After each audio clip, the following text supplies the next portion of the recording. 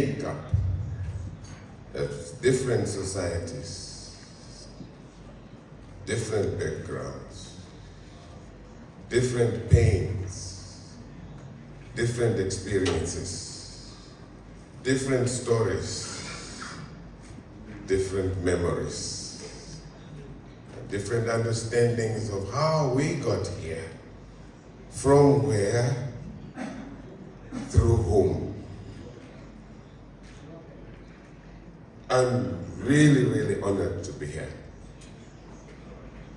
In my previous life, I was a dream interpreter. One such dream caused me to lose my citizenship in the land of Canaan, and the other earned me royalty in the land of Egypt, to the extent that I became the interpreter of the nightmares of Pharaoh of Egypt. I say this very mindful that we, in the land of the brave, where people live in fear of tomorrow, fear of the government, fear of their neighbors, fear of poverty, are having nightmares. There are many Namibians today who live in a room without a door. We are at the crossroads as a republic. We stand today 35 years, 5 months, and 19 days after the dawn of our mighty republic in March 1990. Before March 1990, we were not a nation. We were a near fragmented geography. People sharing dwelling spaces with neighbors. Nations, if you will, isolated one from another, coexisting with no serious desire to unite. We were mere neighbors of one another. Independence, therefore, offered us a chance to foster one nation, to have common dreams, to desire a common purpose. 35 years later, we are more divided than we were in 1990. We have more kings than we were even aware of in 1990. We turned against one another instead of to one another to build a nation. The dream that we once harbored in our hearts of one Namibia, one nation, is now in trauma.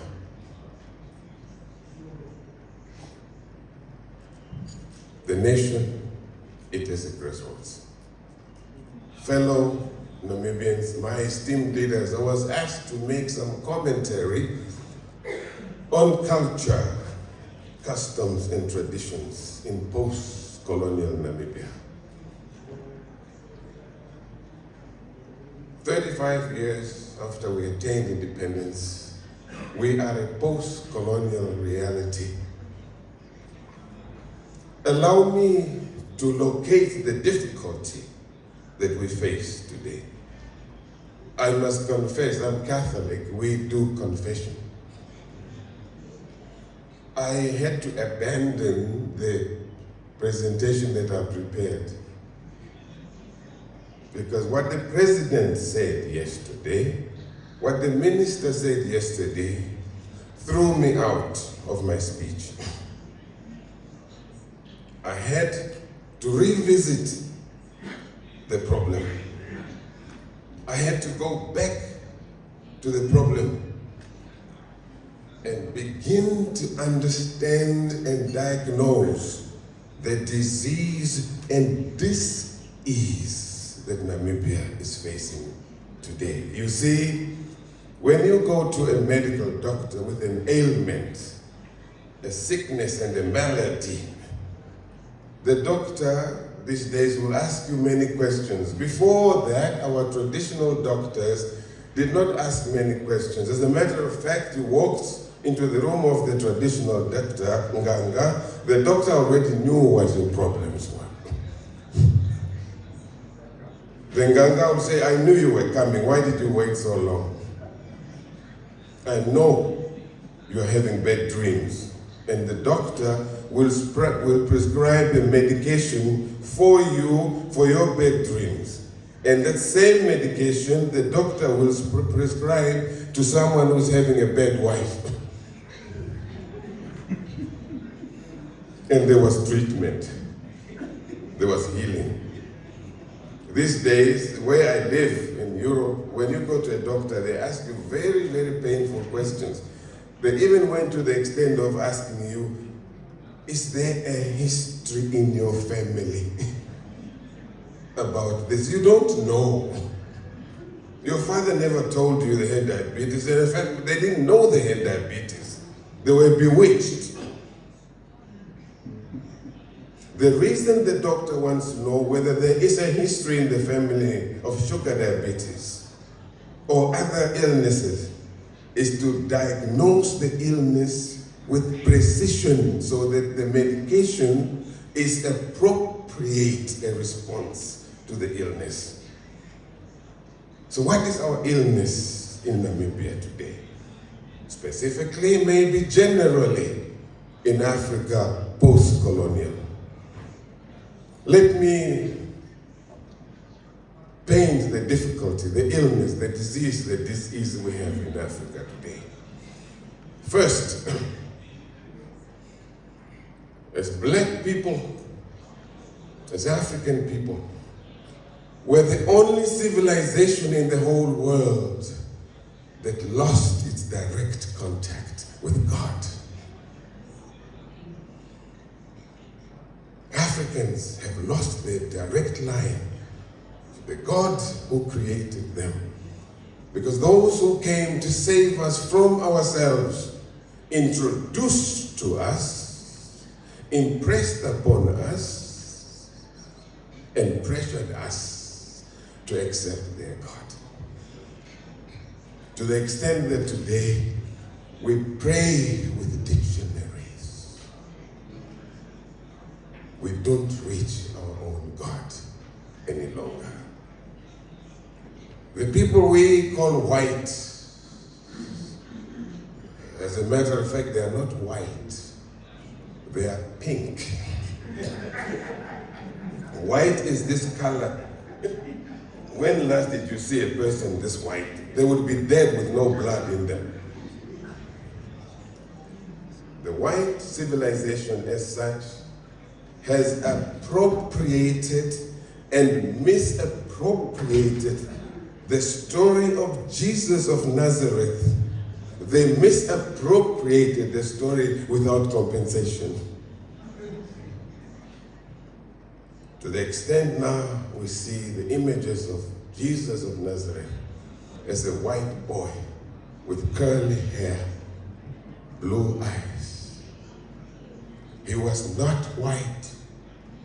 Jesus did not speak a word in English. He spoke what? He spoke Aramaic.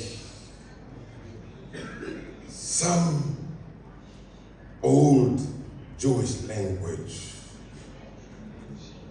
And organizationally, he spoke some Latin because the Romans were in charge of the land of Judah and Galilee. He did not speak Portuguese, French, Afrikaans, English. He was not white. But they have adopted him and deny us direct access to Jesus.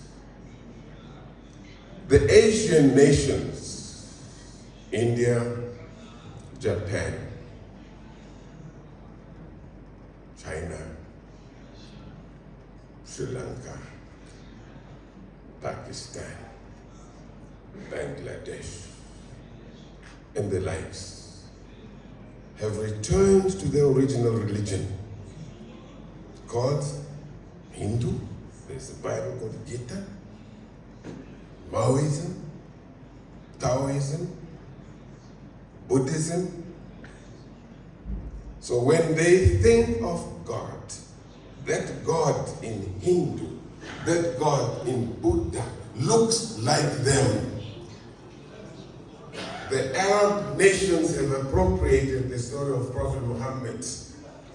Bismillahirrahmanirrahim.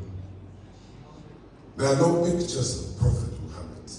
But when they think of Prophet Muhammad, he looks Arab. Then us, the African people, when we think of God, he certainly doesn't look like us. The angels certainly don't look like our children. He doesn't eat what we eat. He doesn't speak what we speak. I have this playful game with children. Anywhere in Africa, you ask children, what color is God? You'll be ashamed to find out. Most of our children, 99% of our children, will say God is white and Satan, black.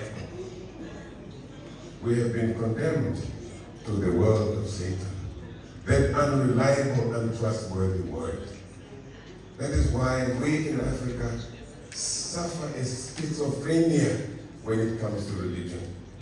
We have the biblical God on weekends. On Sundays, we all pray. But during the weekends, we turn to other gods, the gods of our ancestors. For example, when disaster strikes an African family anywhere, such as a couple gets married and 2 years down the road there is no baby, who do they turn to? Jesus doesn't understand things like that. They turn to an uncle in the neighborhood. During elections, when our people go for elections, Jesus does not understand democratic elections. They go to a sangoma somewhere,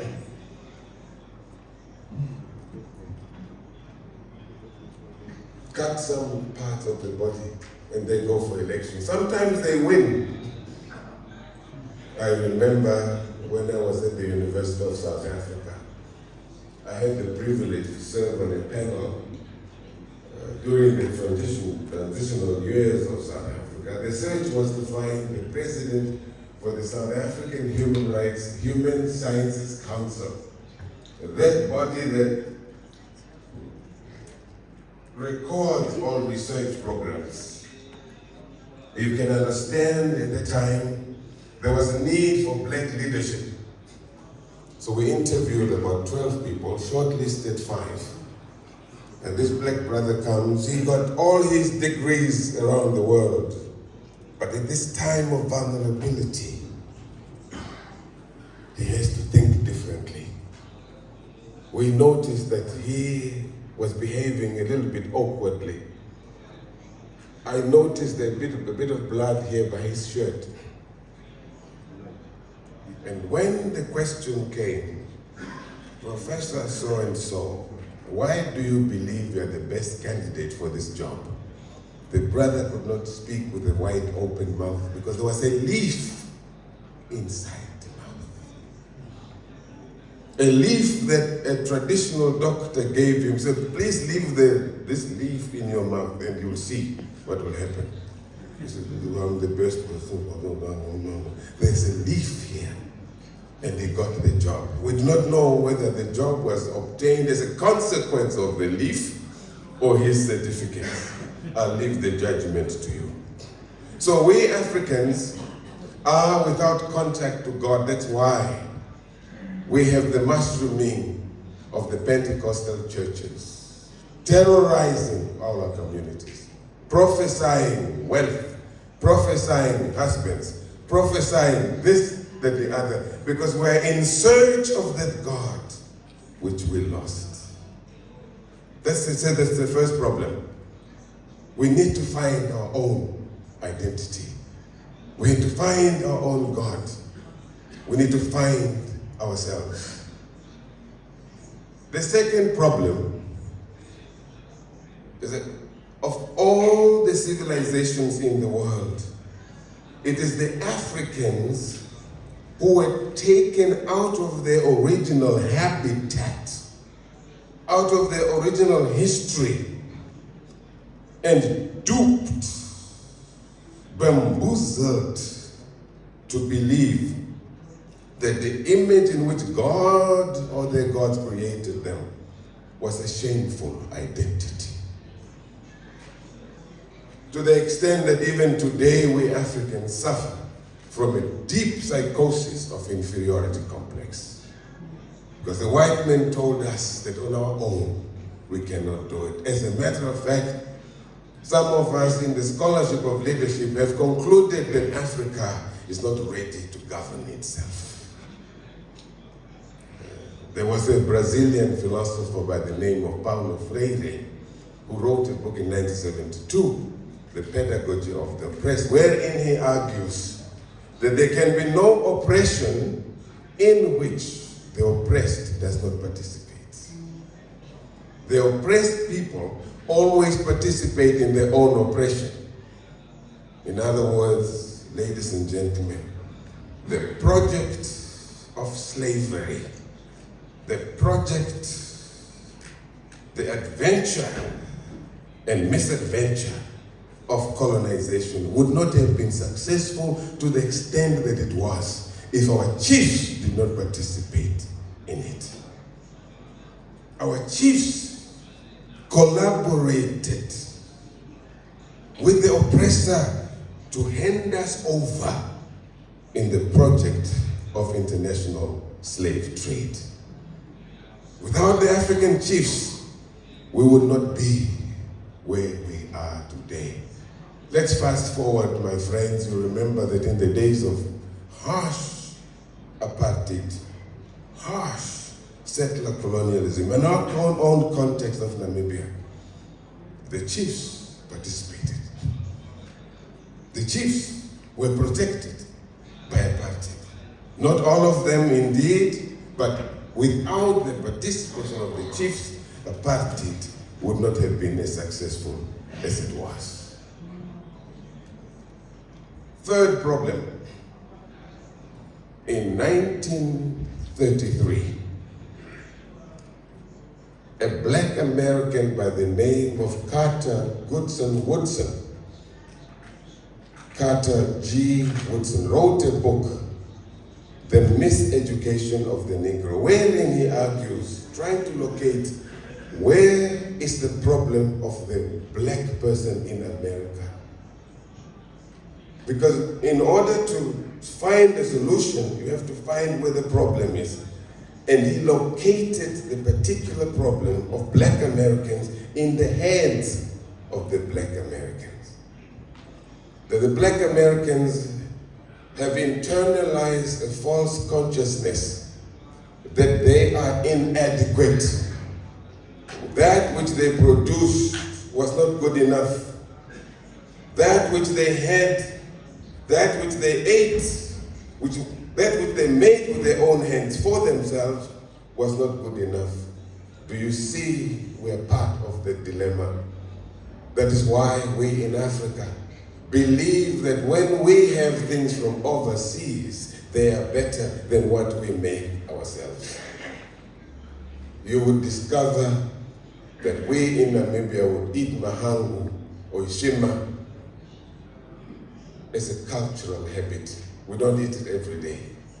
Other people eat what they make. We are ashamed of that which is our own. We can even argue that today in Namibia, to be black is a liability.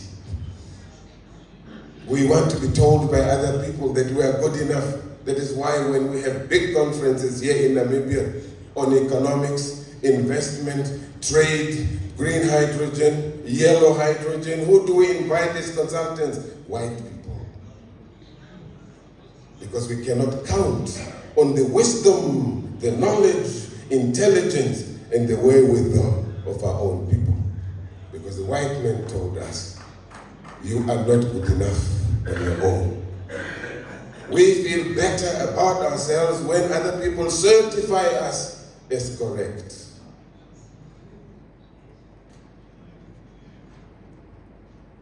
Next problem. In 1982, two American writers, both political scientists, Robert Jackson and Carl Rosberg, wrote a book which was very disturbing, Why African States Fail. And they argued that the problem with post-colonial Africa, and please listen to me carefully, I do not know if I have the right words to explain this. It's deep. It's deep. They say the problem with post-colonial Africa is that Africa has leaders after independence. Leaders that would not have become leaders had it not been for colonialism. In other words, colonialism gave us a new breed of leadership. Leaders who would not have grown up in our own organic circumstances to produce leaders. They go to the extent of saying the African leaders in free Africa are those who went to the United Nations first, petitioned. Some of us in the scholarship of leadership have concluded that Africa is not ready to govern itself. There was a Brazilian philosopher by the name of Paulo Freire who wrote a book in 1972, The Pedagogy of the Oppressed, wherein he argues that there can be no oppression in which the oppressed does not participate. The oppressed people always participate in their own oppression.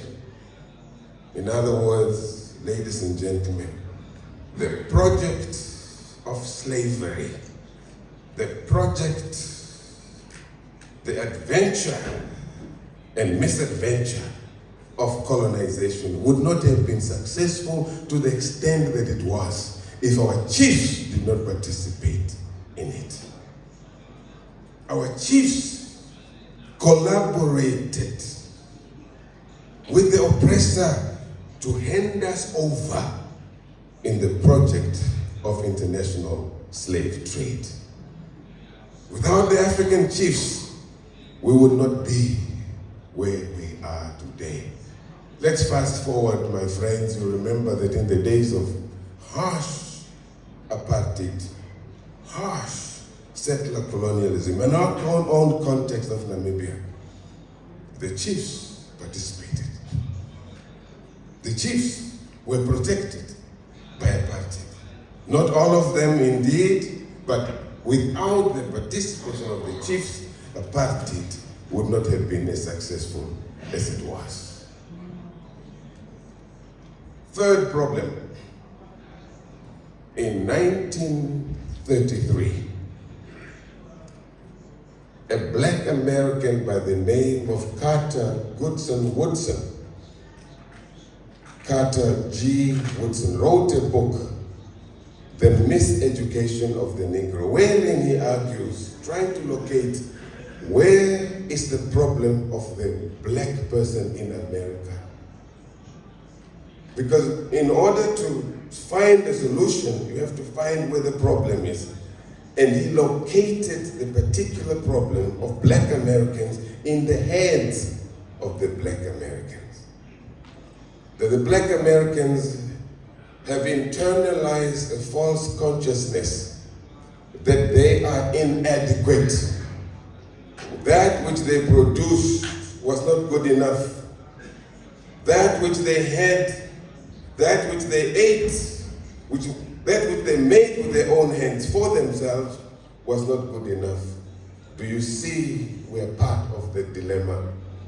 That is why we in Africa believe that when we have things from overseas, they are better than what we make ourselves. You would discover that we in Namibia would eat mahangu or ishima as a cultural habit. We don't eat it every day. Other people eat what they make. We are ashamed of that which is our own. We can even argue that today in Namibia, to be black is a liability. We want to be told by other people that we are good enough. That is why when we have big conferences here in Namibia on economics, investment, trade, green hydrogen, yellow hydrogen, who do we invite as consultants? White people. Because we cannot count on the wisdom, the knowledge, intelligence, and the wherewithal of our own people. Because the white men told us, you are not good enough on your own. We feel better about ourselves when other people certify us as correct.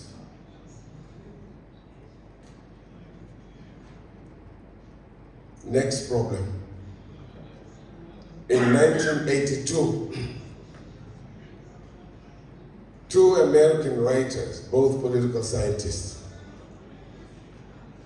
Robert Jackson and Carl Rosberg, wrote a book which was very disturbing, Why African States Fail.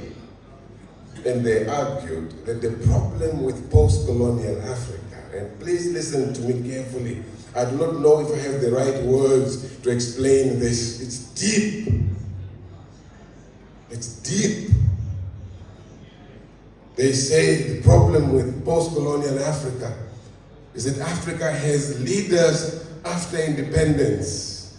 Leaders that would not have become leaders had it not been for colonialism. In other words, colonialism gave us a new breed of leadership. Leaders who would not have grown up in our own organic circumstances to produce leaders. They go to the extent of saying the African leaders in free Africa are those who went to the United Nations first, petitioned the United Nations in New York, First Avenue. The United Nations gave him a certificate as the sole and authentic leaders of the African legal countries which did not elect them. Are you with me? So they come back to their own countries with a certificate from the United Nations. We are your sole and authentic leaders. And with that, they undermine the growth of African leadership as it should have been if they were not oppressed and colonized. Many of our leaders in Africa would not be leaders if it was not because we were oppressed. Let me give you a clear example of this. Before Brother Gaddafi was killed, Muammar Gaddafi of Libya, he was on a course to become the king of kings of Africa. I'm sure some of you have read that. He was using resources of Libya to cajole, convince, persuade, bribe African chiefs and kings to sign a document by which they declared him the king of kings in Africa. Some Namibian traditional leaders went to Libya, my friend, and signed on the document that Gaddafi will become the king of kings. One king in Africa helped us, and it was King Goodwill Zwelithini Kabeki Zulu Omzulu. Gaddafi traveled to Nongoma to meet Nkosi Goodwill Zwelithini Kabeki Zulu. And in the conversation, Gaddafi says, your fellow kings in Africa have signed that I will be your king. And King Zwelithini, who was not wanting in resources, who was not poor, who was confident that he had the people of Zululand behind him, says to Gaddafi, okay, I heard that. Why do you want me to sign? To surrender my kingdom to you. And Gaddafi says, your other friends have signed. And King Zwelithini says, my friend, where I come from as a Zulu, you do not become a leader unless you are born from the royal family.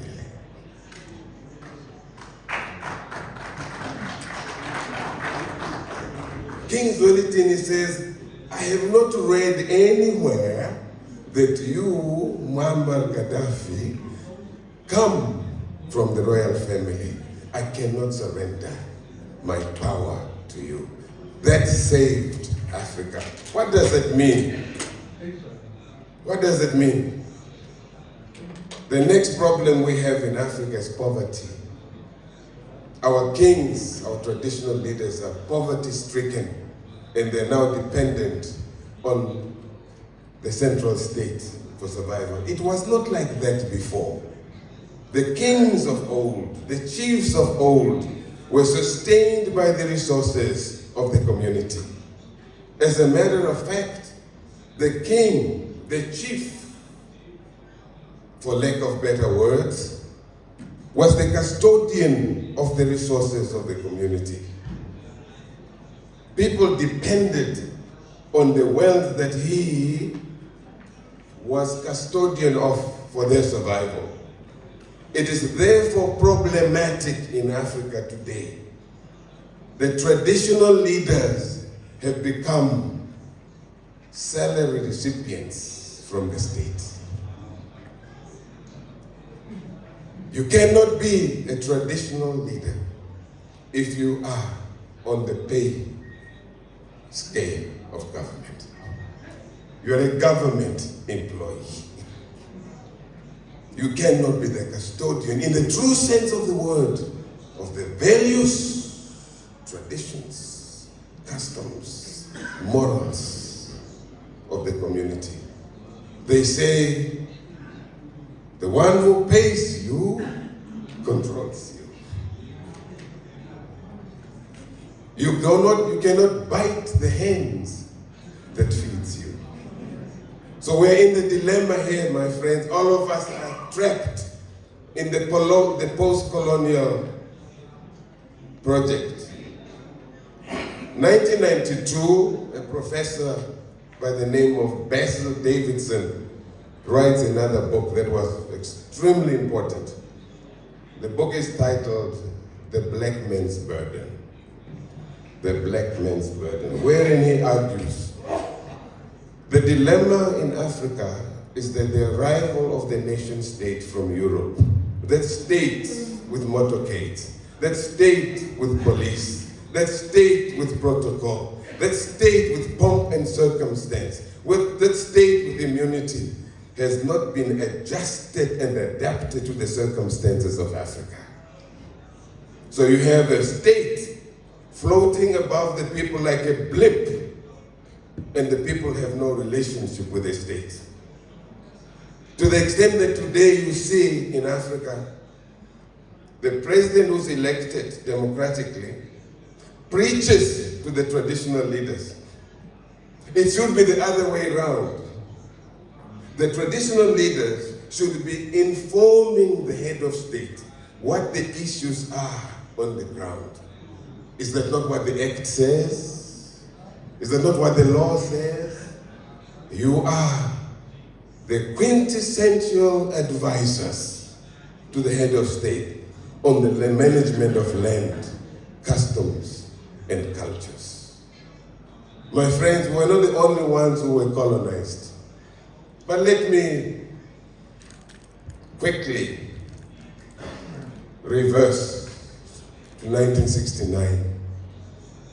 1969, a European visitor to the Namibian soil by the name of John Manchip White. John Manchip White wrote a book. Namibia is a land God made in anger. Namibia, the land God made in anger. Are we a consequence of God's wrath, God's anger? In other words, we are a very diverse society. Until we find our own language, our own idioms, our own reason why we are one nation, we'll continue to be divided. We'll continue to fight for resources to be other than who we are. You remember 2015, we did not have kings, we have chiefs. We had chiefs, Akwaniro, Bavumba, Bafumu, Litunga, Litenge, Gaut. In the absence of our own language and vocabulary and reasoning, we embrace the British terminology of kings. But now here is what it comes down to, my friends, my leaders, custodians. You are not administrators. You are the organizers. You are the builders of Namibia. You are the transformers of Namibia. Without you, we have no soul. Without you, we have no roots. Without you, we have no blood. Without you, we have no air. Without you, we have no sun. God placed you here with a task to protect us, to guide us, to lead us. We are traumatized by tribe or tribalism. But watch this, esteemed leaders. The word tribe does not translate very well in our own languages. It doesn't. It's a European concept imposed upon us to divide us further, to make us disunited, to make us dissimilar, to make us look other than those next to us. The word tribe appears for the first time in the book of Genesis, that's Old Testament. The text tells us about the 12 tribes of Israel. Do you remember? These were the 12 sons of Jacob, who was later renamed Israel. It's not our problem. Now, Jacob has 12 sons and one daughter by the name of Dinah. Dinah was abused by family members, molested by relatives. Dinah, the girl child, was the only child of Jacob who did not have land. The father did not give her land because she was a woman. The 12 boys became the tribes of Israel. For those of you who have forgotten them, let me repeat their names in your hearing. Reuben, Simeon, Levi, Judah, Dan, Gad, Asa, Issachar, Naphtali, Zebulun, Joseph, and Benjamin. These are the 12 tribes of Israel. We are not represented. Tribe is not our problem. African people always related with one another as a family. In the Ubuntu understanding of life, that I am because you are. We are because others are. We are, they are, because others have been, and they built this world for us. The African worldview says, we have borrowed this land from our children who are not born yet. Our diversity, about which the president and the minister spoke yesterday, is a very serious matter. We come in our formats. We were kingdoms, we were nations before, but we are now one Namibia, one nation. The language which you are using now is not very helpful. Remember 2013, 2014, we were centrally preoccupied with a non-Oshibambo speaking president. Wrong, wrong, wrong. You are saying the person who can lead us must not be Oshibambo speaking. What are you saying to the Namibian child?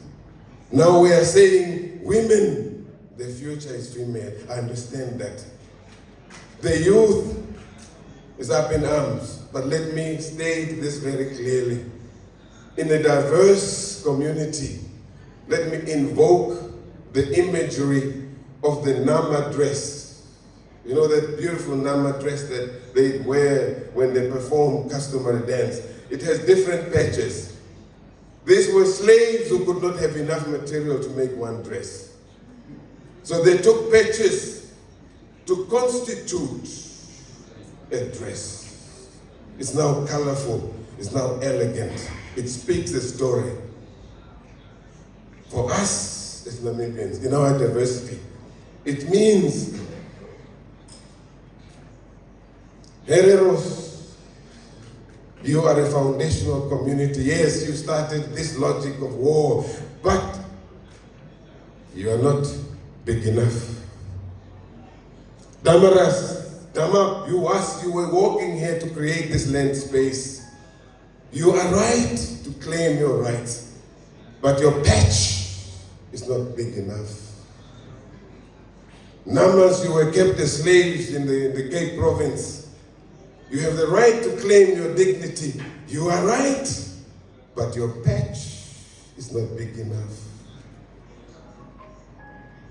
San people, you bear the earth, the universe that we found here. You are right, but your patch is not big enough.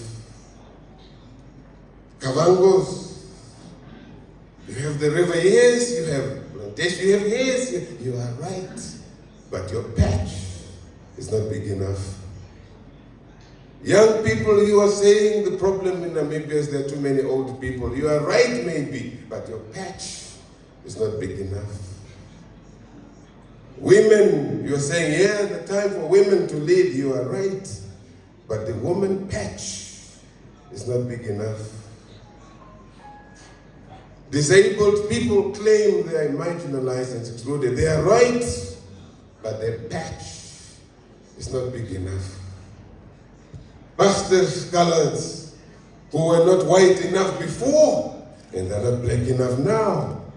You are right, but your patch is not big enough. So it goes. You see, the eyes with which we see, these two eyes in front of our heads, have never seen each other.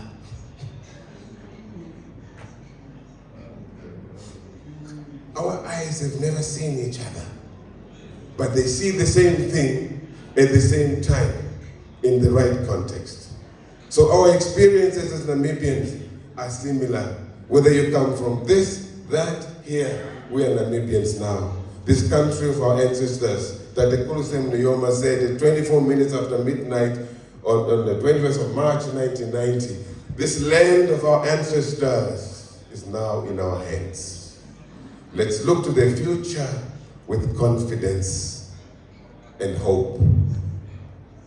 There are two things about which we cannot argue.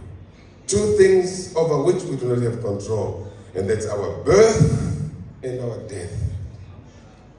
You determine not where you are born. You are born Damara, you are born Sambu, you are born Subia. That's not your choice. And you die as you die, not your choice. But in the spectrum between birth and death, we have responsibility to look after each other. We have a responsibility, have a duty of care for one another, because Namibia says, I'm not defined by color, I'm not defined by tribe, I'm not defined by race. I am not orange, I am not green. I am a half-ripe fruit needing both colors to grow into ripeness. I am here. look after me. I looked after you, now you look after me.